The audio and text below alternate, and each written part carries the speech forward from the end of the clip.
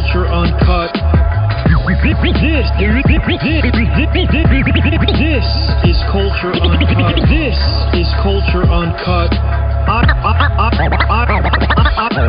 I am your host, Jason Spears, and Colt fans, we've got a lot to talk about. And we thought it couldn't get worse than just losing in Jacksonville. Nope, it can.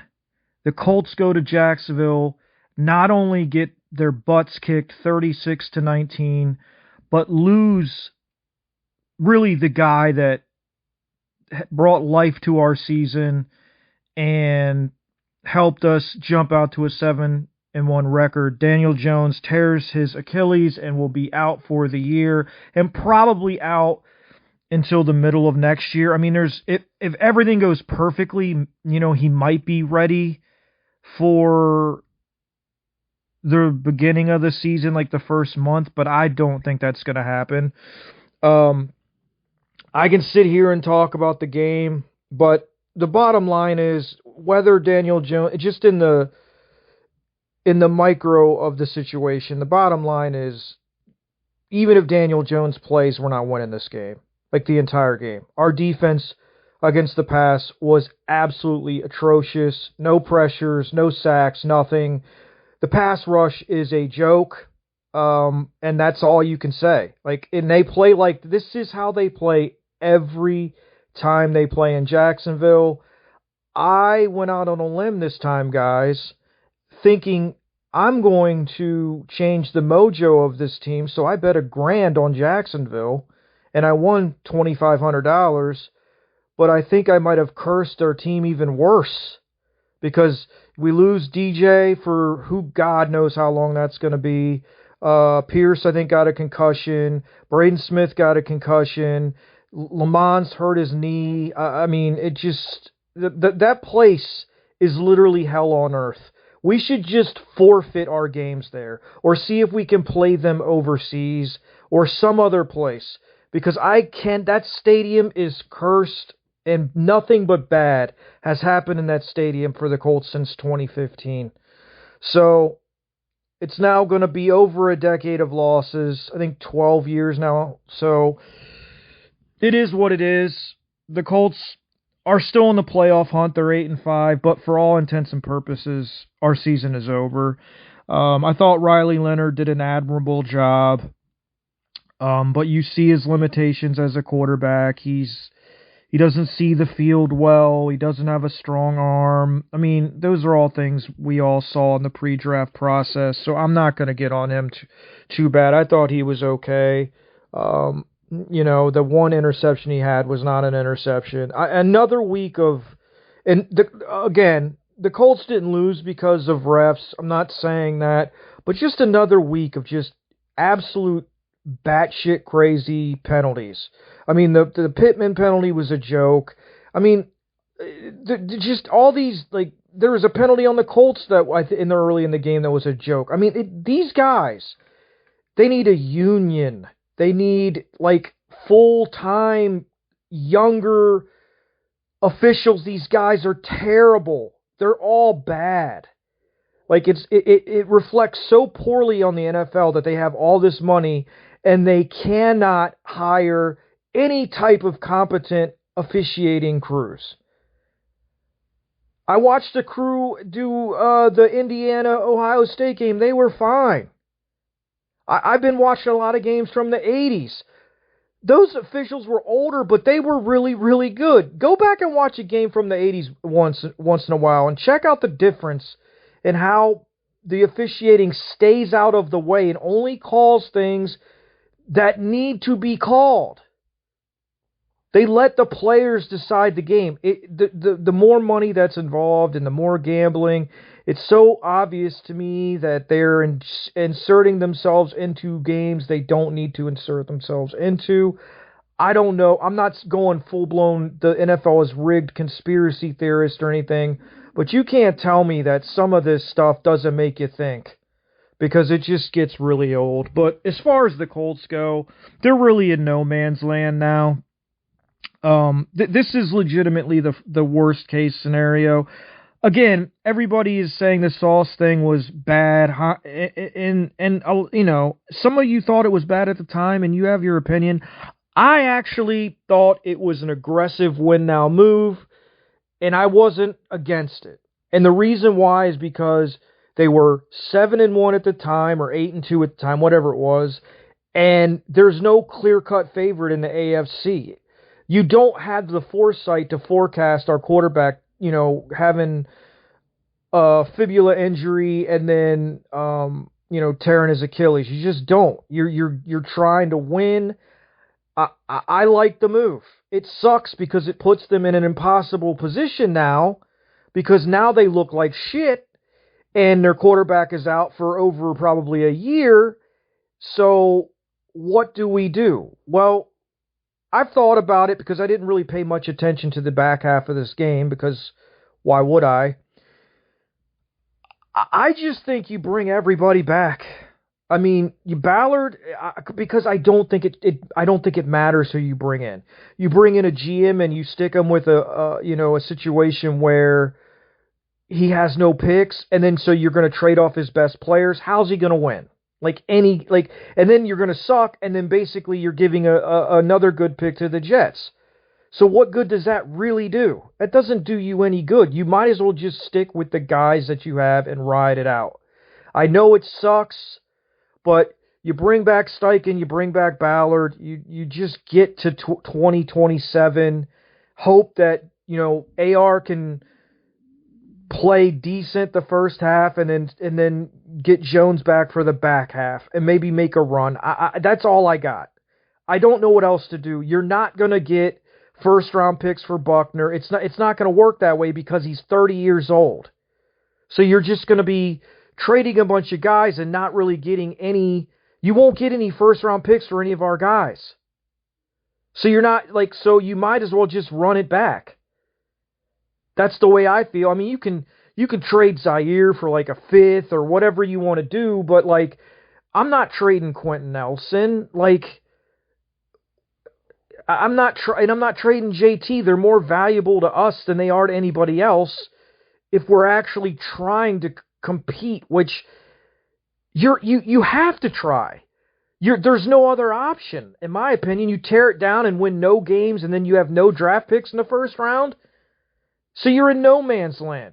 So, yeah, I'm not a Ballard fan. I thought he should have been fired a while ago. I don't like Steichen. I thought he pissed down his leg again in this game with when it was 10-7 or whatever it was, when we had 3rd and 1 and 4th and 1, and he just, instead of doing what he did with Tyler Warren earlier when he got the yard, he tries to pass, then he does an RPO. He overcomplicates everything. But here's the thing. You don't really have any other options here other than to run it back. That's it. Because we don't, losing doesn't benefit us. So selling off players to get, mid-round picks does no good. And, you're still trying to sell a product to a fan base. I mean, they don't want Lucas Oil's empty. So, they have to try to win next year. It doesn't look like it's doable, but who knows what the AFC is going to look like next year. And if we can come back healthy and AR can just go 500 until we get DJ back, I mean, that's the best case scenario for me. But as far as this season, I mean, at this point, start Jalen Travis at right tackle, or, move Gonzalez out there to right tackle and try somebody, play the young guys. Don't try to force these guys back that are hurt, because we have no shot. We're not beating Seattle in Seattle, with Brett Rippon and Riley Leonard. We're not beating San Francisco at home.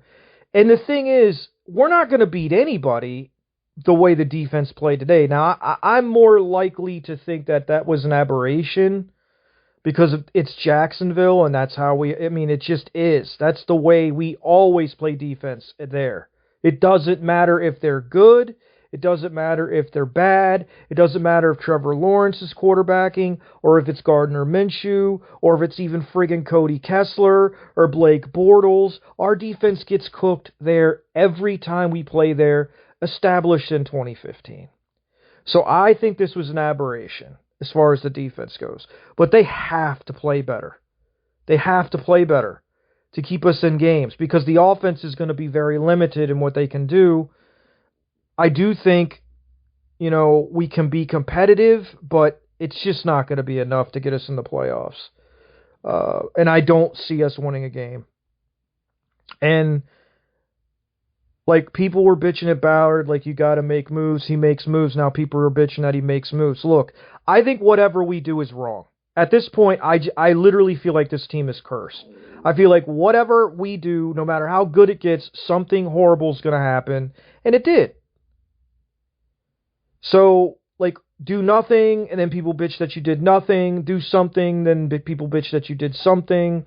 It really doesn't matter. It all equates to 8 or 9 wins. So we've just got to get through to the 2027 season or whatever. And I don't know, I mean, you could move on from Ballard to Dodds, but it's just such a bad situation, because you don't want to bring a new GM and a new scouting department in to a situation where you have no first-round picks for 2 years and aging roster. Let's let Ballard live that shit. Let's let him. I mean, he's made this mess. We're probably not winning, so let's just let him live out this disaster and see if he can get a job somewhere else. Because at this point, he's made all these mistakes. Let's let him lay in his bed. Because to me, firing him now is basically giving him an escape chute from all the crap that he's created. I want to get this thing set up so it's going in the right direction, and then fire Ballard. And let somebody walk into a cushy situation.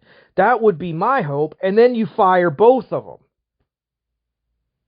Because I don't think Steichen's the guy. He once again, in a big game, bad. But, I mean, he's got the built-in excuse of the injury, which is great for him, but they still weren't prepared to play. The defense was bad.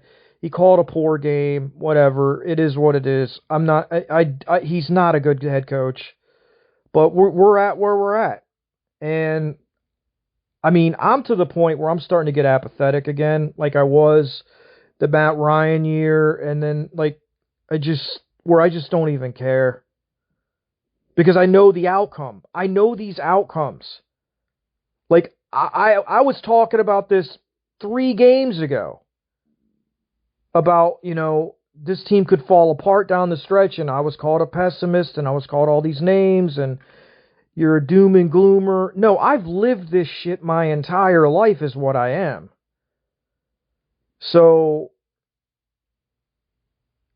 I mean, I still don't think Jacksonville's that good. I really don't.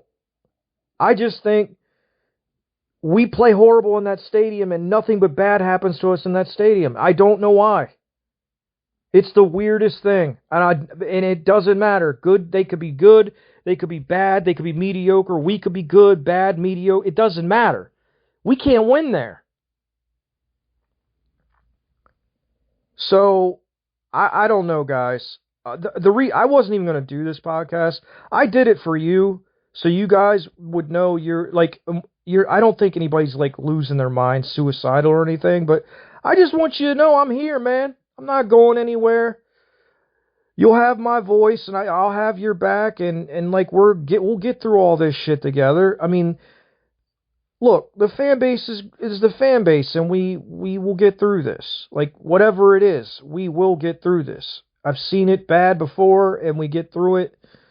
And I just want every Colt fan out there to know, like, we're in this together. We'll get through it together. We'll come out on the other side together. I mean, I don't know what the team's going to look like, but it doesn't matter. We got each other's backs. We'll suffer through this shit. We'll get through it. And you never know. Things could change. I mean, I don't think they're going to, but you never know. I really don't want to talk about the game. Like I said, I pretty much tuned out after he got hurt because I was just so distraught over it. I mean, it's just like, what else? I mean, what else can happen? It's just he's so, like it always happens to like the game toughest like guys, the guys that are like the gamers, and not that it should ever happen to anybody, but he's fought his ass off for this team. I have nothing but respect for Daniel Jones.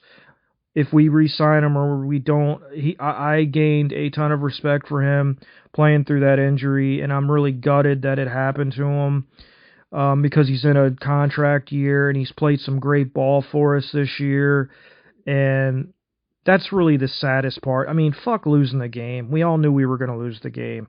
I mean, I put $1,000 on it. I knew we weren't going to win. But losing him sucks because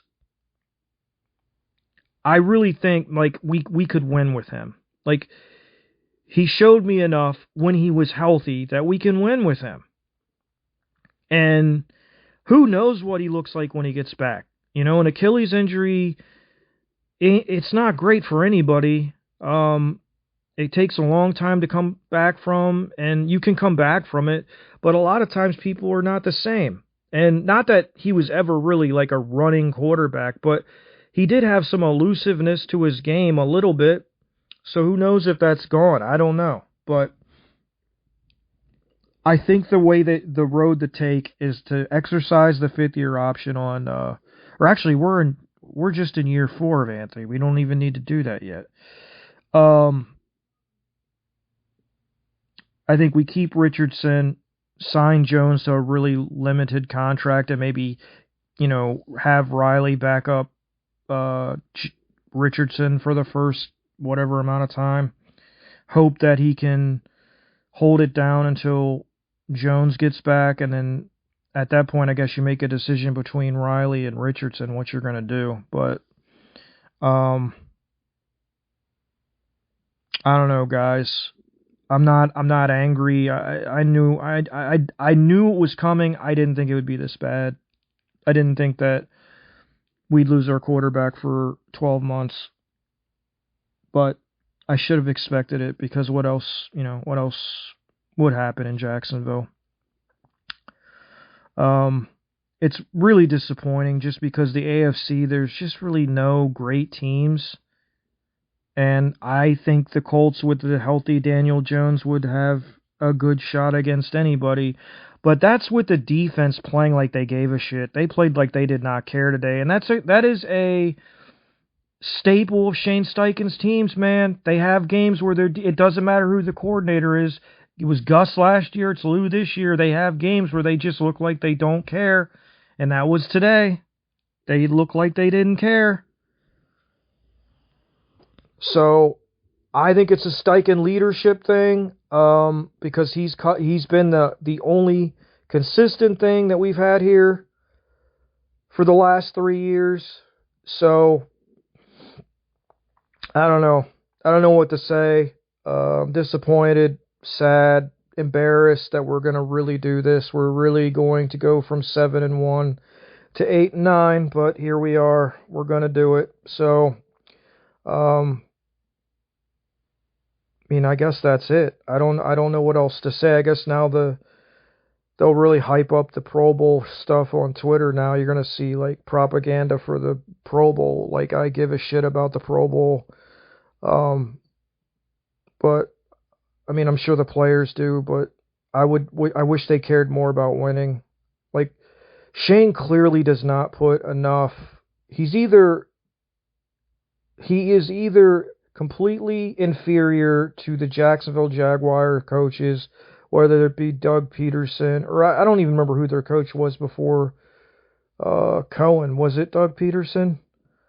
Whatever. They're 2-8 against Jacksonville and Houston. He's completely inferior to DeMeco Ryans. The only team he has a winning record against is Tennessee, 6-0. But you take away those 6 games against a bad Tennessee team, he's 2-8. That speaks to him. We will never win this division going 2-8 against the Houston Texans and the Jacksonville Jaguars. That's who we're going to be competing with. And I think he's at a distinct disadvantage versus both Liam Cohen and D'Amico Ryans in coaching intelligence. So that's a problem. I think we've got so many like multifold problems that I don't know, man. But I don't think you can make many changes because I think you make a worse situation even worse if you do. Because losing when you have picks, there's value in that, right? Losing when you don't have a first round pick, there's no value. You're essentially helping another team get a higher pick, which does us no good.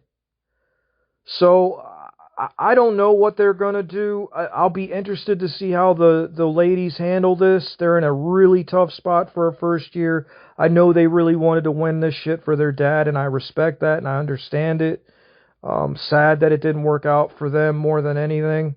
But, you know, they've got to figure out a direction and a plan because they are in a difficult spot. This is I've been a fan for 42 years or so.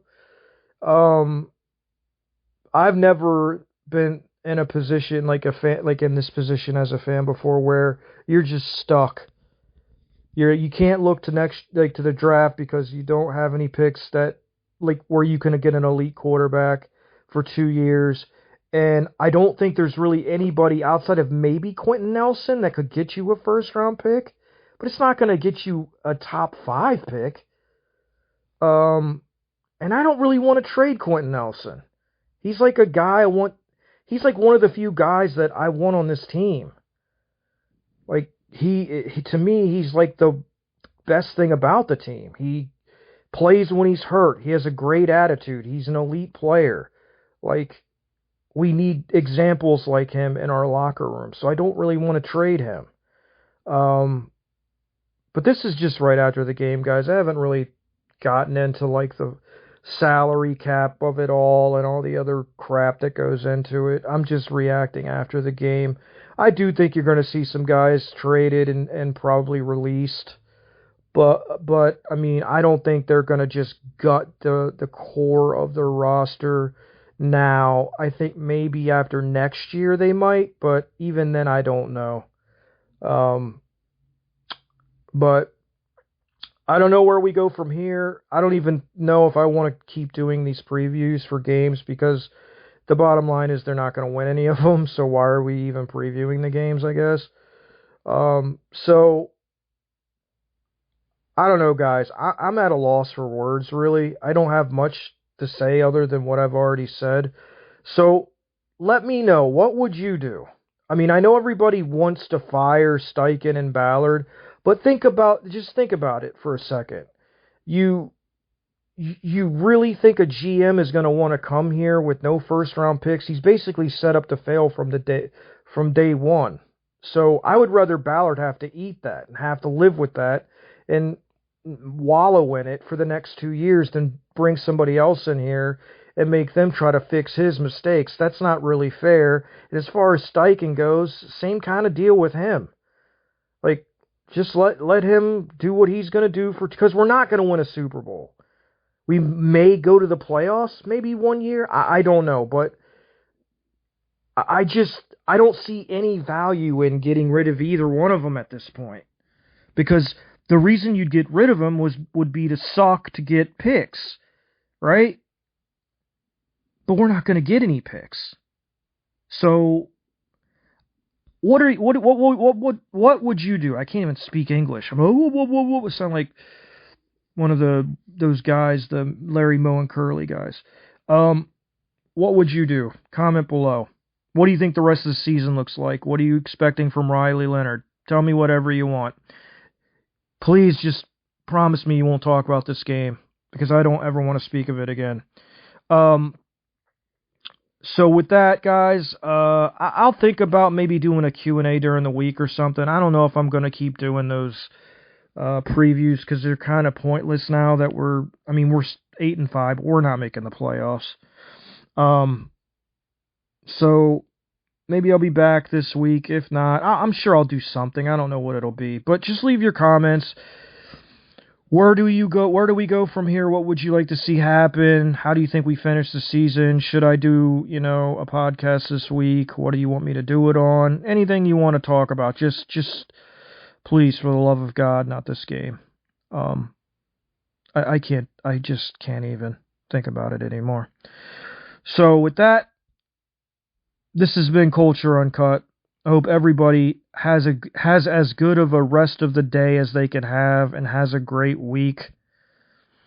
I'm going to go have a drink, relax, and wallow in my sorrow that is the 2025 Indianapolis Colts season going down the toilet once again in Jacksonville in a loss 36-19.